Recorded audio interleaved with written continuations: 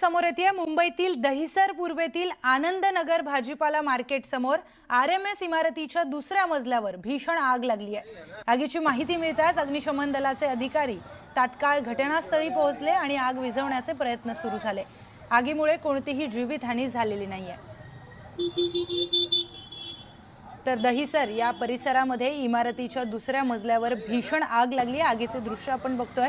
मोठ्या प्रमाणात ही आग लागलेली आहे, पण या आगीमध्ये कुठलीही जीवितहानी झाली नाही अशी प्राथमिक माहिती मिळते। आपण बोलूयात आपले प्रतिनिधी विजय वंजारा यांच्याशी। विजय, आग लागण्याचं काय नेमकं कारण होतं?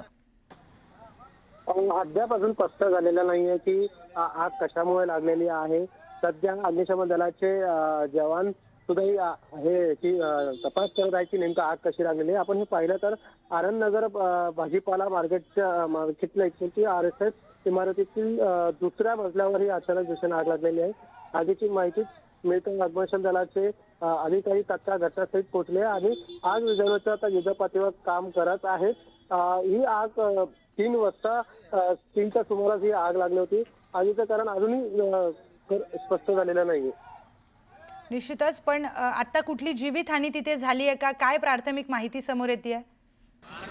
माहिती अशी आलेली आहे यात आगीत कोणत्याही जीवितहानी झालेली नाहीये। सध्या या इमारतीमध्ये जे राहत होते त्यांना सुखरूप बाहेर काढण्यात आलेलं आहे। या घटनेचे अपडेट्स तुमच्याकडून वेळोवेळी घेत राहू। तुर्तास धन्यवाद माहितीसाठी।